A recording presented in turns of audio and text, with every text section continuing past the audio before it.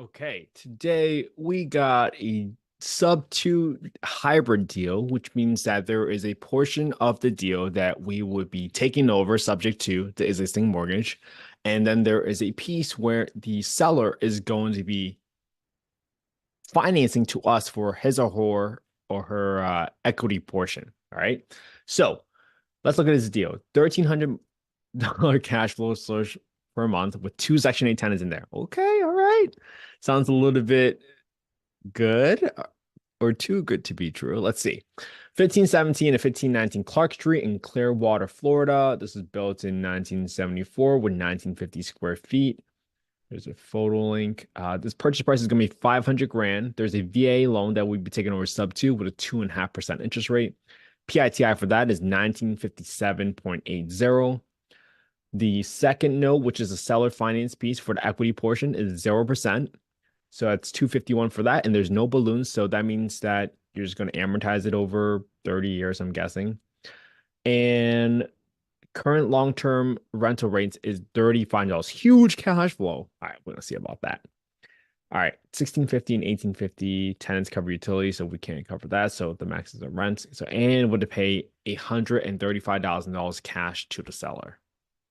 Wow, okay. That's a big, big, big, hefty entry fee. But you get a low interest rate. So let's see if this will be a deal. So let's kind of start plugging in some numbers after we do some due diligence. So I looked up this property, 19.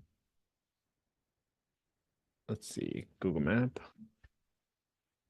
Do a quick street drive-by of this area to see what it looks like.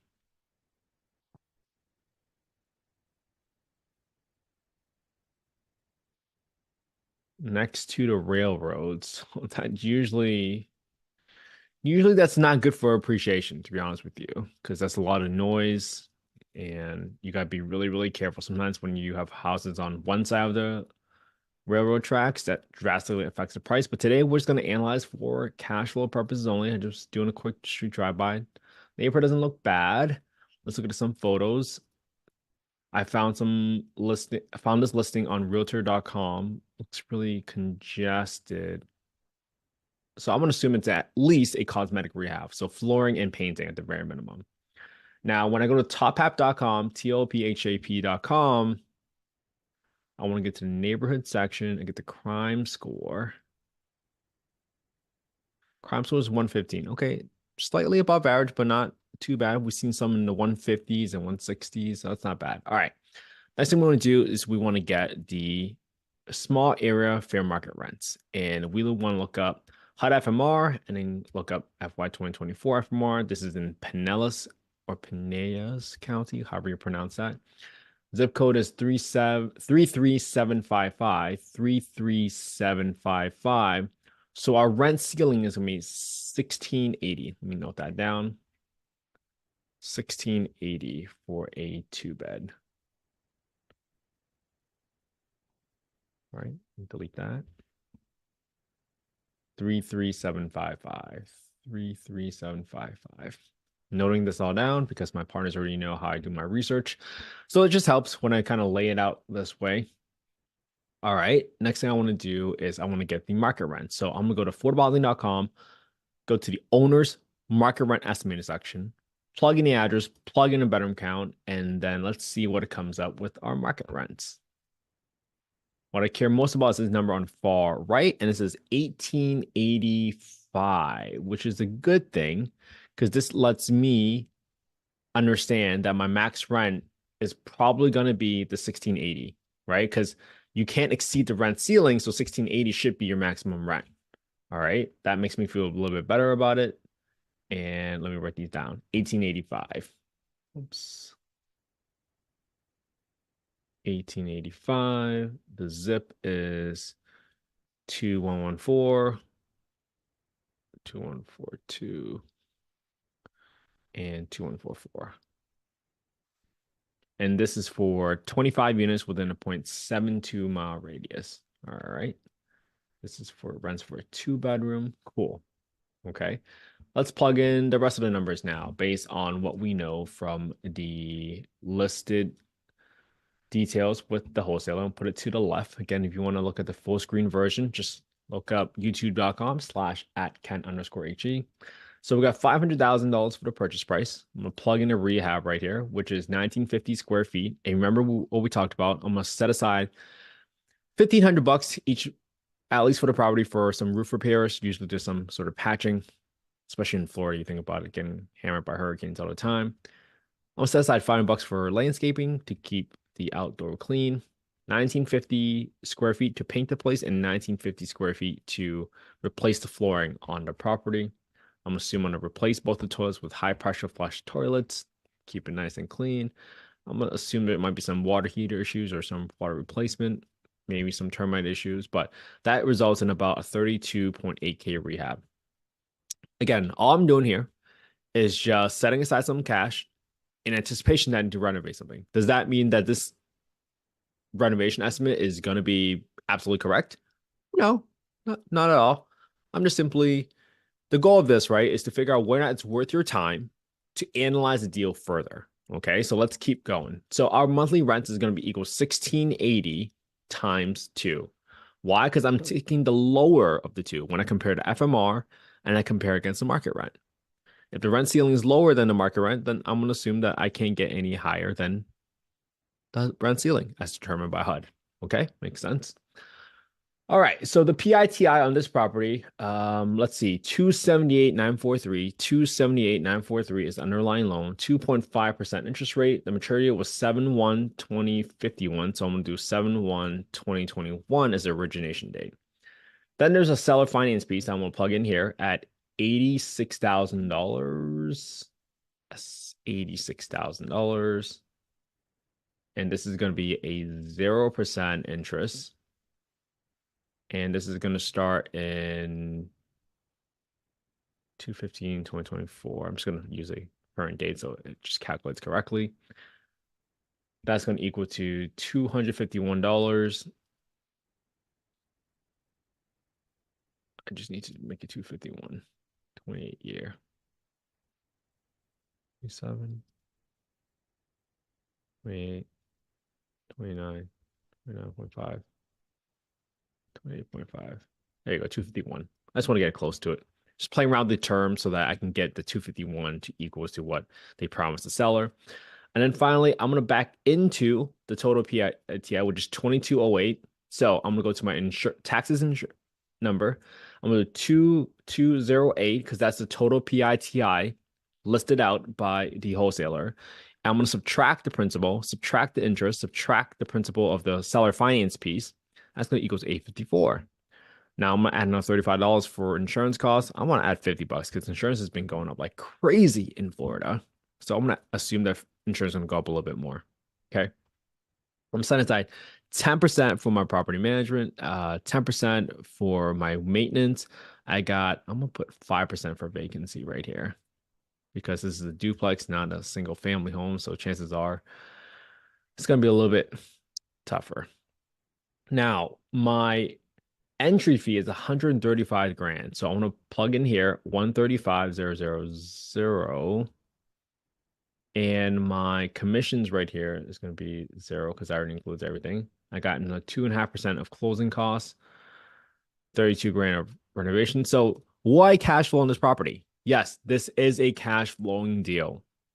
I give them that. Okay. We haven't seen that many cash flowing deals, but hey, but on a cash and cash return perspective, this might not be worth your time. This is completely going to be up to you. If you believe that Clearwater is going to continue going up and up and up, maybe you'll say, "Hey, this is worth it," because I just want to break even in a high appreciating market. If that's your strategy, maybe this is a deal for you. This is not investment advice. I'm not soliciting any investments at all. I'm simply showing you the work I'm doing every single day. Just assuming a 500 grand purchase price with a $33,000 rehab. Okay. I'm not going to adjust any of the other terms because that's what's been negotiated with the seller. Now, here's where you got to make your decision. Could you, with this $135,000, go somewhere else and invest in a money market fund, which they're probably paying like 4 to 5% now? Or do you want to spend 135 grand investing in here only to make 1.7% return? Does that return on your investment from a cash and cash perspective make you feel like it's worth the execution risk, is what I will call it. Because if for some reason your rehab goes awry or a tenant doesn't pay for some reason and you don't get the full rent, because right, a tenant, if they're working, still has to pay a portion of the rent. This entire thing might not be paid by the government unless they don't work at all. So that's something that you have to think about if you are managing this property. Now, what if insurance goes up even more? What if insurance goes up by $200 every single month because of all the hurricanes that hits, et cetera, right? What if there is a hurricane that floods the entire home? Those are all going to be issues that you need to be thinking on top of your head and really ask yourself whether or not this 1.7% return on your money is worth the headache, the risk, execute from an execution risk perspective, but also from the risk of rising insurance premiums in Florida. Personally, this is not a deal for me because I don't love it, but hey, it still cash flows. And the cash flows pretty conservative considering you set aside 10% every single month for property management and for maintenance. But what if your maintenance goes a lot higher because of an issue? What if your insurance premium goes up higher than $50 a month? Those are all going to be decisions that you have to make on your own. And again, it's not investment. I'm not soliciting any investments. I'm simply showing you the work that I'm doing every single day. But this at least gets you thinking, hey, what a deal might look like and whether or not and how do you approach making decision on a deal. This is why we analyze deals every single day. We've been going live for the past 150 days, analyzing a deal every single day. And I really hope that today you will take this deal, underwrite it on your own, put it on your own YouTube channel tomorrow, and take one piece that I did today and it just explain it better. That's all. You can copy the homework and claim it as your own because this is how we solve the affordable housing problem together. This is how we lift each other up. This is what's going to take to solve the affordable housing problem. It takes more than one person. And I'm so thankful that all of you are tuning into this live today. I'm so grateful to be friends with all of you and hang out with all of you and talk about these deals. Thanks. And this is what life is about. Let's do this together. Let's analyze the deals together. And just remember, all it takes is just 18 minutes a day of you analyzing deals. And in 1 year from now, if you do it just like me for 365 days in a row, you will be better at analyzing deals than 95% of the world. And when a partner comes to you and says, hey, why do you think this is the deal? You can direct them to your own YouTube channel and say, I know this is a deal because look at the past 365 deals I've looked at. I know how to do it better than 95% of America. And that's why I'm confident this is a deal because I've looked at 365 deals that were not deals. Might that give yourself a little bit more confidence? I certainly hope so. So, hey, this has been really fun. Today is Tuesday, February 27th. I had a great time analyzing this deal. It's good to kind of see a duplex doing a little bit different and analyzing a hybrid deal today, which is a little bit different than the typical straightforward subto deals we've been looking at from a single family perspective, but also a little bit different than how we typically look at the on-market deals whenever we play around with different scenarios and say, hey, what if I turn this into a creative deal if this person owned it free and clear? All right. Hey, have an amazing Tuesday. Spend some quality time with your family and friends today. Don't forget to just get on the floor and play with your kids.